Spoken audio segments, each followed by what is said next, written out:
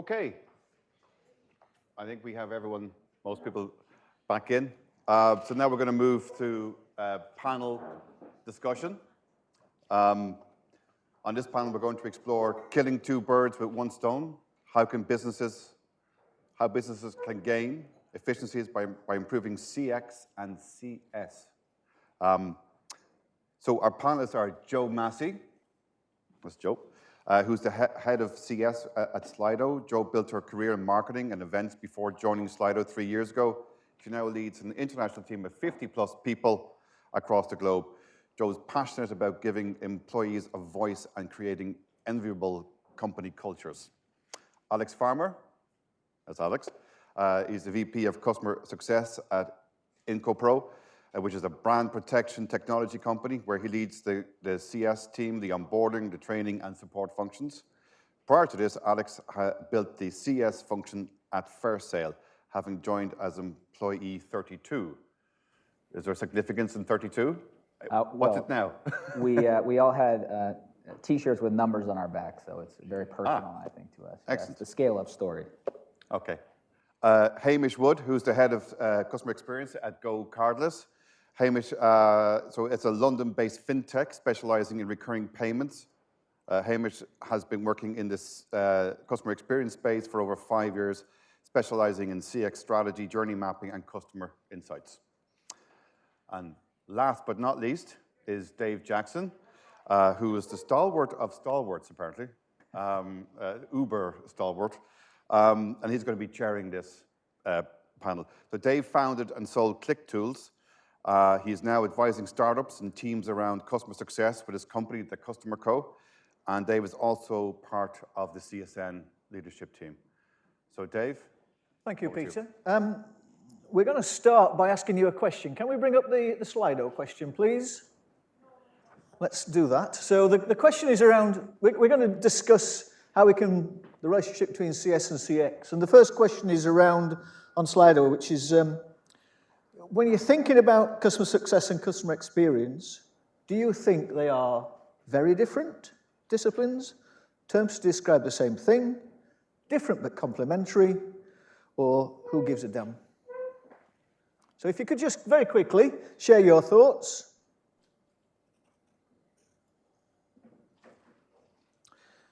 Different but complementary is winning big time.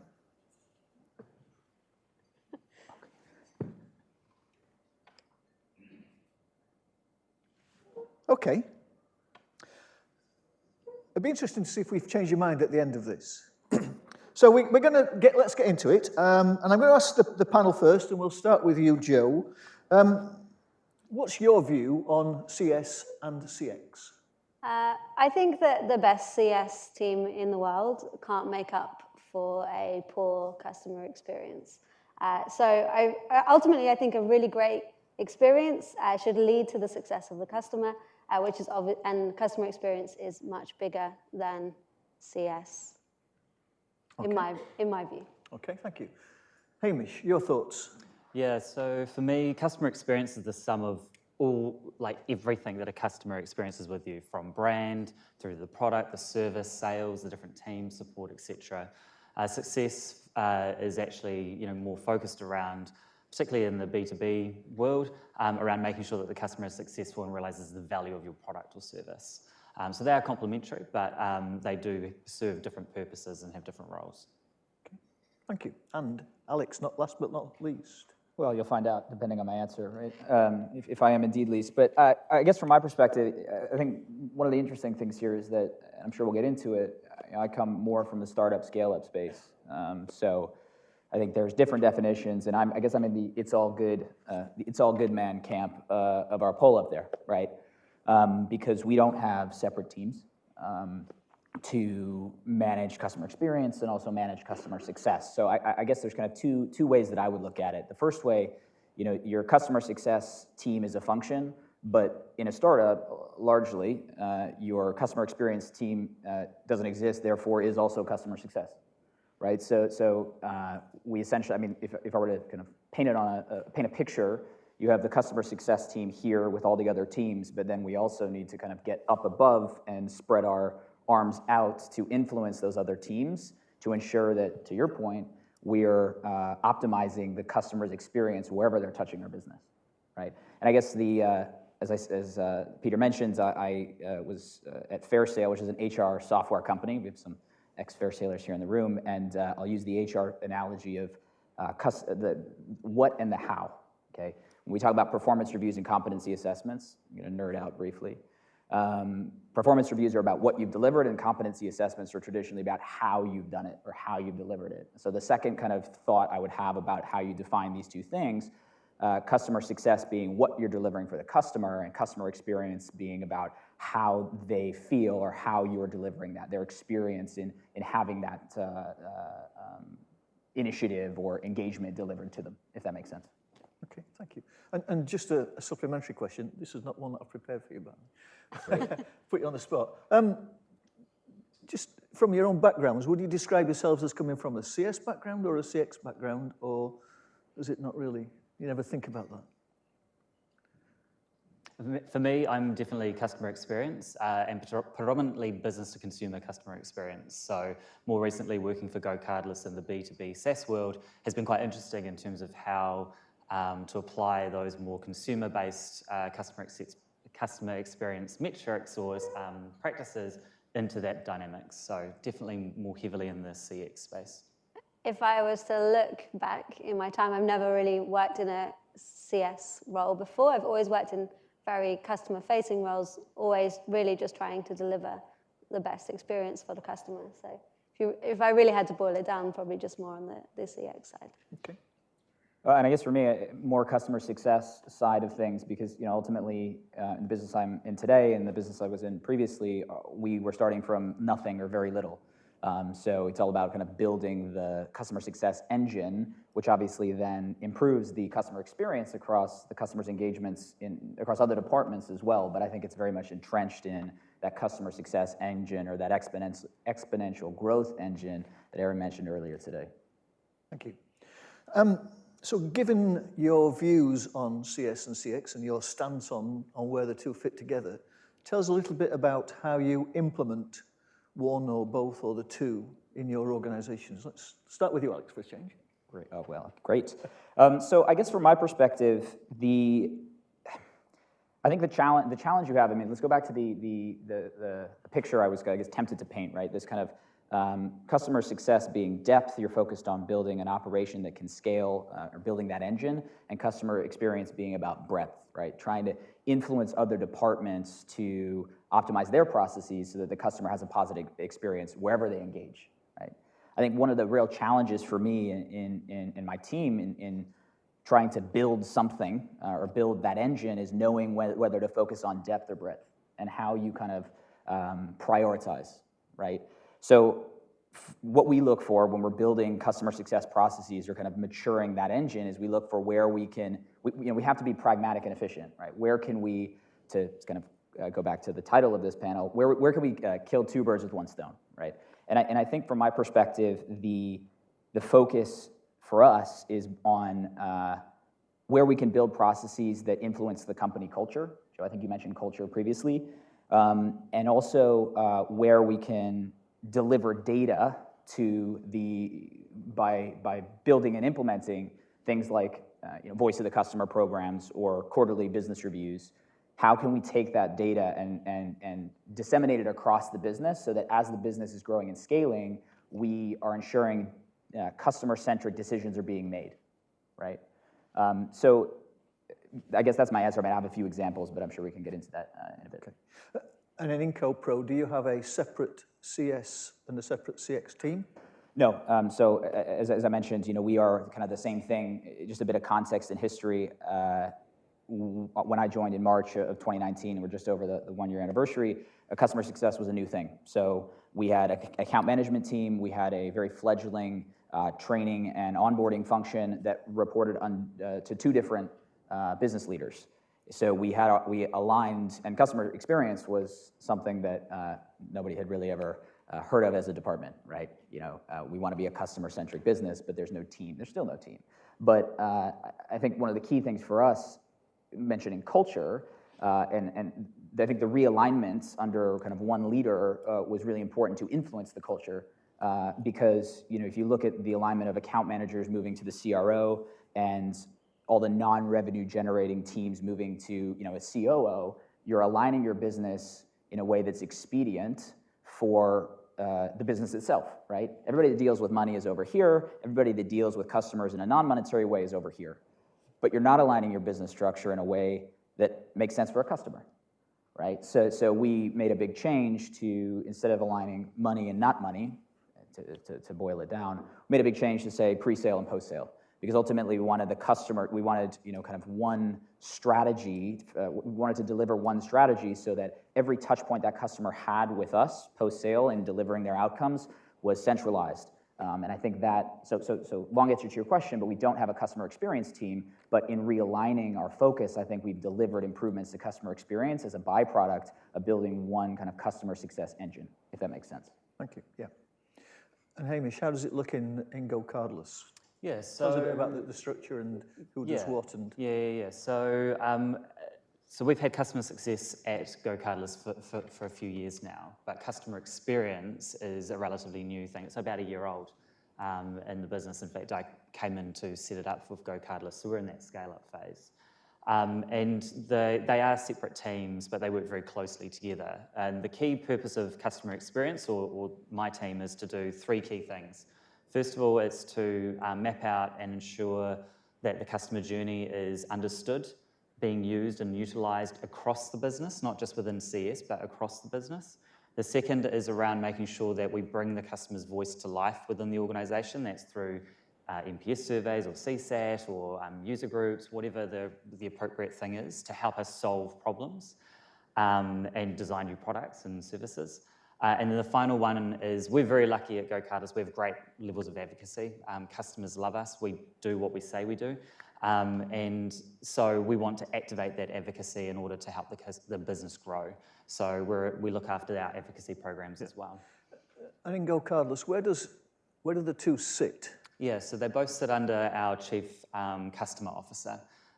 So customer experience traditionally would probably sit over in like marketing, potentially in other businesses, but we've got it over in our customer teams. So within that customer team, we've got customer success, onboarding, support, and customer experience.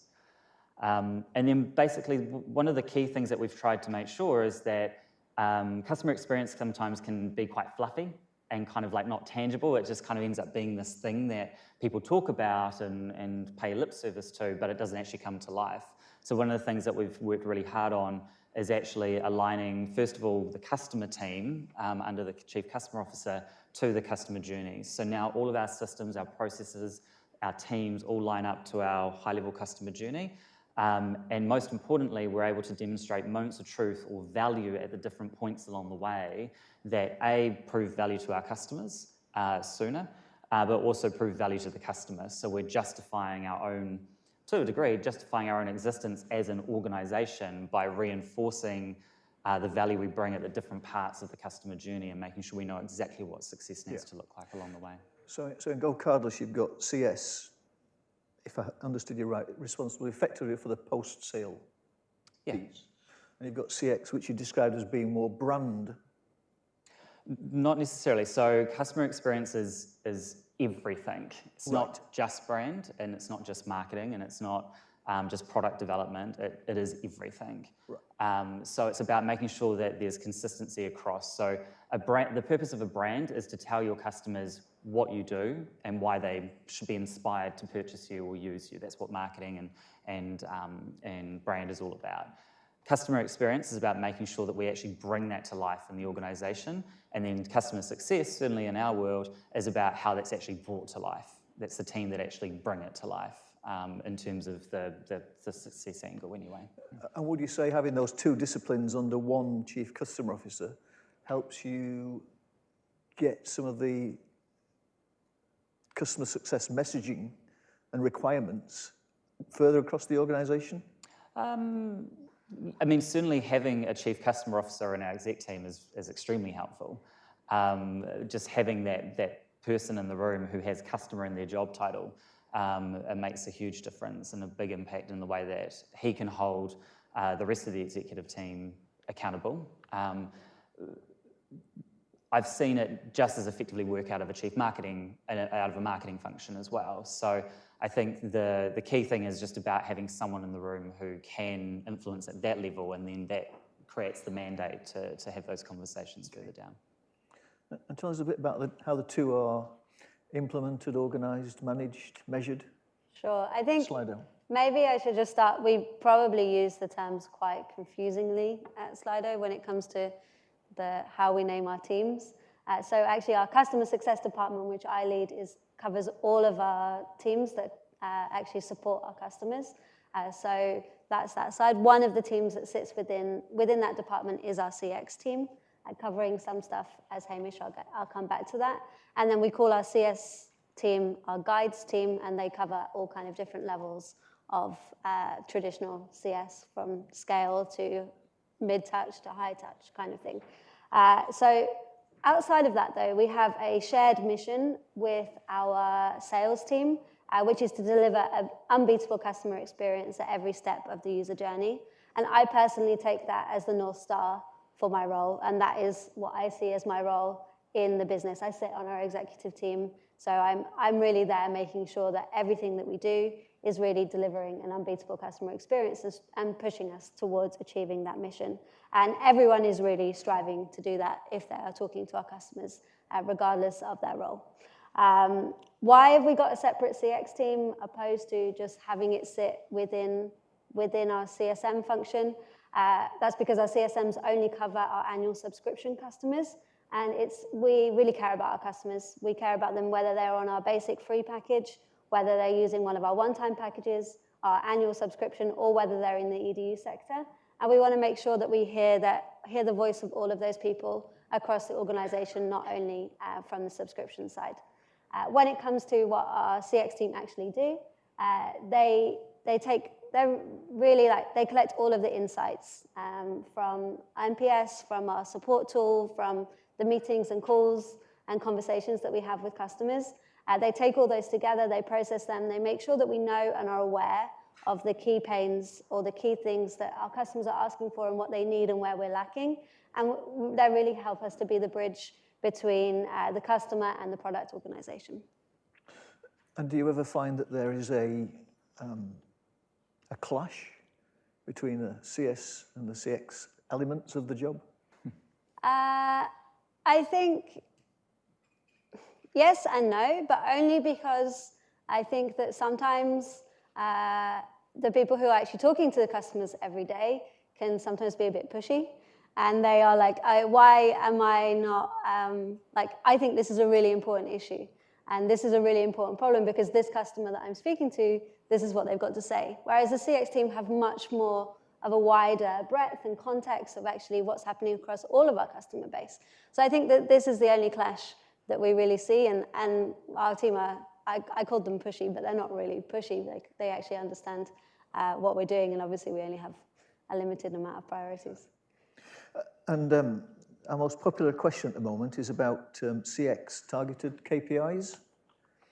How do you measure your customer experience? And perhaps we can broaden that from just CX and say, how do you measure CX, but how does that fit into how you also measure CS? You're looking at me. Alex. Sure, thank you. Well, as I say, I mean, to go back to the previous question briefly, I mean, the tension, it's an interesting question because it's the same team, right? So it's a bit of a bipolar tension because we're both CS and CX. But in terms of measuring customer experience, I brought a few examples because I think it's important. As I say, we are on our journey to building a customer success function, right? So some of these, we're still experimenting, and some of the data that we're getting is pulling us in different directions around the KPIs we measure.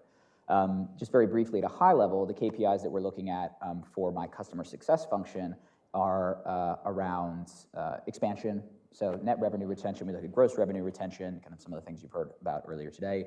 But one of the key things we also look at is the percentage of our customers who are willing to reference. So not necessarily the advocacy that's been done, because for me, that's part of the job, right? And sometimes it's a contractual consideration, et cetera, but it's if we asked, would you be able to do that? And targeting that going over 2/3 is a real kind of North Star metric for us that I think blends their experience and their success, as in, are we achieving their business goals and are they enjoying that process, right? I think an interesting piece of data, we recently ran our first customer satisfaction survey. And what I found really interesting in the results, we ran this actually last week, and just for context, we have about 130 enterprise customers who have over about 700 brands that we protect, but we're still quite low in the customer figure. So it makes sense now that we're over 100 to start running these surveys. We asked the NPS question. Results good, not great. Obviously cautioning everybody who's watching those results that NPS is, with 100 customers isn't particularly indicative of that experience, right? But it's a good early warning system. But we also asked a question called the confidence question, which I think it's Lincoln Murphy that's come up with this question, and juxtaposing those two things is really interesting. So just a brief example. The confidence question, firstly, is, I'm paraphrasing, but in the next 12 months, how confident are you that your team will achieve their goals with IncoPro? So it's about confidence in business outcome achievement as opposed to whether you'd recommend me at a pub, right, to your friend. Because B2B software, I don't know who talks about, well, I guess we all, when we're going to have a drink later, are going to talk about B2B software, but it doesn't happen as often, right? The confidence question, we had most of our customers, I think 85% answered confident or extremely confident, which is good, right? That tells me that we're well on our way to our customers achieving their business goals. The NPS response was a little bit more 50-50, so you had more detractors and more passives.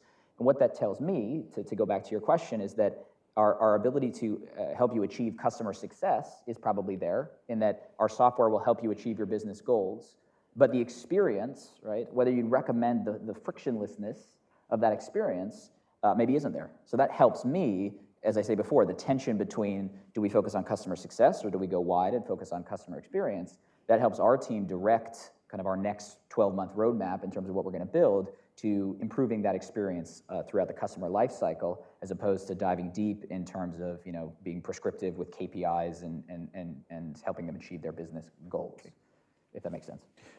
Jo, CS and CX measures, what do you use? For our CX team are measured on NPS. We've put them kind of in charge of that metric because they're really the ones who can tell us what's going on. Like if our NPS has dipped, they're the ones who really can tell us, okay, yeah, this is why, this is what's going on, and really the source of that. Outside of that, they have a couple of separate KPIs around the operational health of the team, so that's around how many insights they've reviewed and how much they're actually able to go through. That's a real indication of when we need to bring in new automation elements. Just to put it into context, they can be reviewing 800 to 1,000 insights every week, which is obviously a huge level of things. There's only 2.5 people in that team, so we obviously need to be scaling that and bringing different elements of automation into there. When you talk about insights, you're meaning feedback from customers? Yeah, so... Is that survey feedback or other things as well? So it's the NPS feedback, it's the... we actually try to review the majority of our chats and conversations that have come through from our support team. Our support team tag things with pain and feature requests and things like that, so they'll review that. And then for all of the other functions of the business, we have a couple of Slack channels called Customer Insights and Customer Pains, where we actually ask people when they've had a call with a customer or they've been talking to a customer or an email or something like that, to actually post it into Slack. That's visible, that's viewable for everyone. I'm often replying to the things in there. Our product managers will be reading those channels. Our CEO reads that channel. So it's really a great place to have visibility of our customers kind of across the thing. So that's what they're looking at. And in GoCardless, Hamish, the metrics, the yeah, KPIs? So maybe before I answer the question, because I've probably got some pretty strong views on this, in the room, who uses NPS to measure customer experience or success? And who uses customer satisfaction? And who uses like a 5-star rating or something? Do you know what? It really doesn't matter. It honestly doesn't matter what you use to measure it. It's about making improvements against that measurement and looking at what the detail is underneath. So we use a combination of NPS and we use a combination of customer satisfaction. But I was asked this through surveys and through feedback from our customers and anecdotal conversations and all that kind of stuff. I was asked in my interview when I went for the GoCardless job, what metric would I put in place? And I said it really doesn't matter. It's actually about making movement against it. Yeah. And so we do look at we do track those metrics on a monthly basis, and we do report against it, but there are no KPIs against it, other than making a positive impact, again, movement in that, and more about the output effect rather than the input effect. That makes sense. Yeah. Well, and just on that, I mean, again, with 100 customers, it's easier, but NPS, or the customer satisfaction survey we run, we get the data, that's great. But to your point, I think one of the other things to think about is, the opportunity to improve the customer experience off the back of that survey. So me or our CEO will call every detractor as soon as they submit that response, so that we can follow up and we can give them a positive experience when they engage with us, as we said earlier, to make it a true early warning system. But I think there's opportunities in those initiatives to kind of double down on customer experience improvement. I think, if I may, on this point, we're actually trying something new with our CX team in a very similar way to what you're kind of talking about, trying to introduce a new metric, which is pain per 1,000 events. So obviously, we call every time someone uses Slido an event, and that's our North Star metric as a business. And we want to really be bringing down the number of pains that our customers are having versus that, so that we're really trying to make sure that reduces over time. So Yes. it's early days though. There's quite a lot of interest at the moment around surveys. I was talking to a Forrester analyst yesterday, and she's looking at the challenge that anybody that's involved in surveys, I started a company doing it, knows that response rates are dropping off like crazy because so many people are doing them, and a lot of people are doing them badly. Yeah. So there's a lot of interest now in what's coming next. So this thing about pain point per 1,000, it's quite an interesting thought. Should trademark that. Yeah, absolutely. Question from Chris, again, the top one. How involved should CSMs be with CX of the end users within the accounts that they manage? I think that if your CSMs are not thinking about if your customers are having a good experience, then your CSMs are doing something wrong. That might be a strong statement, but ultimately, if you're not really striving to deliver a good customer experience, then what are you trying to do? If you're not there to advocate and to make sure your customer's doing well, and you're just there to talk about, push your own company's motives, then you're not really a customer success function. Yeah, I would agree with that. I think one of the things, just to add to that I've seen is sometimes it can just create an environment, like customer feedback and stuff can just create an environment for people to complain about problems with the product. What I look for in our CSMs and what I encourage and we push really hard on is, okay, so you've heard there's a problem, what are you doing to overcome that for the customer in lieu of product having to make changes? Because getting on product roadmaps and trying to make product improvements and stuff takes forever, and there's competing priorities always. So what are you doing to use that information and actually overcome that yourself? That's kind of where I think it's they should be caring, but they should be taking action as a result of what they're learning about what their customers are saying. We've actually introduced, for the last year and a half, we've had 3 company hackathons a year. Awesome. Where most of the ideas that are developed at those hackathons are coming from our CSMs, coming from the customer-facing teams, and coming from those pains that they haven't yet managed to get onto the roadmap. And it doesn't just have to be something to develop in the product. It could be something around a process, or just something that they don't have time in their day-to-day to do, and actually to come with those solutions. And we've actually got many things into our product as a result of that hackathon. So if you're looking for a way to do that, it's really fun. Yeah. Chris, in some respects, I think that's a little bit of an odd question, because I would have thought that CSMs are actually probably right at the core of delivering an experience. Well, just on that, I get the question because it depends on your software, right? When I was in HR tech, you have your main stakeholders are your administrators of the tool, right? Your HR system administrators who are using the technology. But then there's that extra layer who are their stakeholders, who are the system end users. And I think as we were building the success function at Fairsail, one of the challenges, or maybe one of our blind spots, was not really paying much attention to the satisfaction of those end users. What we were doing was focusing on enabling our HR administrators and connecting with our executive sponsors to show business value.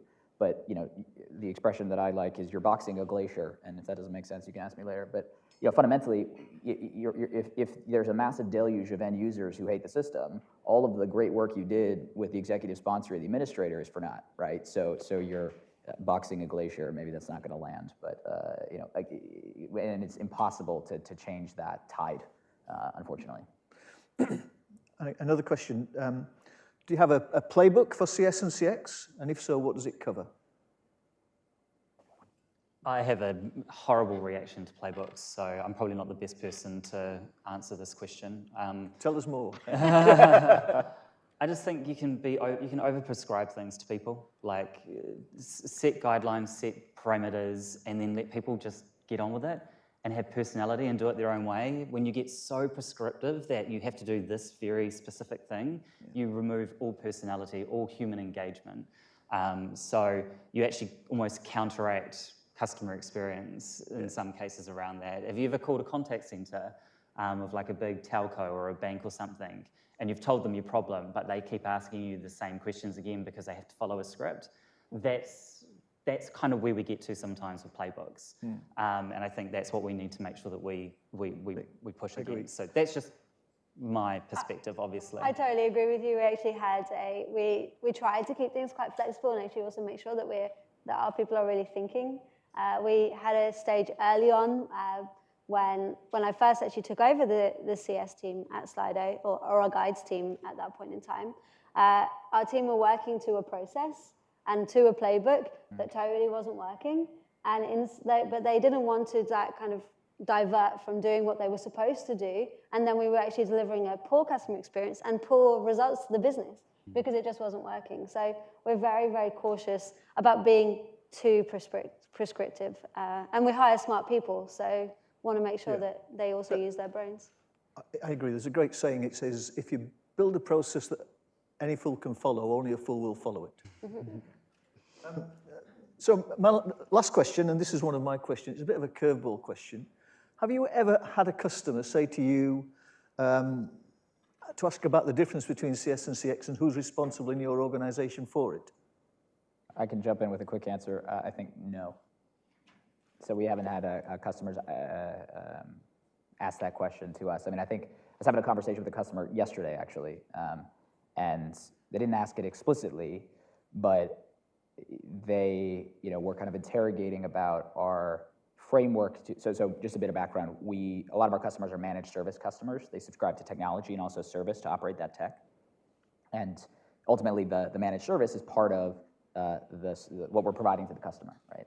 And they asked some very pointed questions about how we upskill our analyst teams, how we train them to ensure a more frictionless experience for that customer.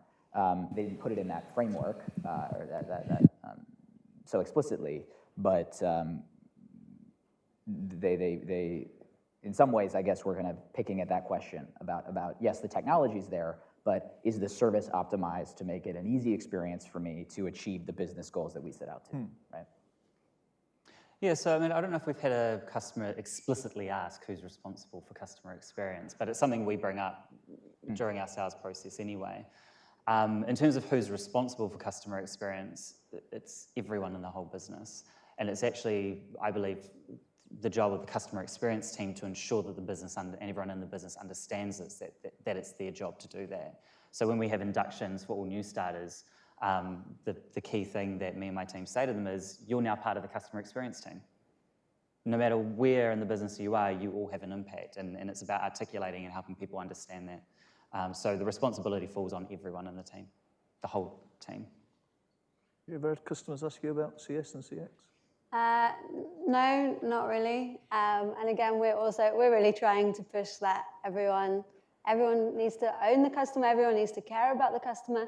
My key thing right now is actually trying to make our developers actually know, understand, and care about our customers. That's really, we're really trying to embed things in there. And I'm fortunate, I guess, in that I report to the CEO. Our CEO is currently also our head of product. And he's really actually trying to make sure that everyone on that side of the business also know the customer, because they need to be thinking about that in everything that they design and do. So good. I think that's our time. So can I please ask you to thank Alex, Hamish, and Jo? Thanks, Dave.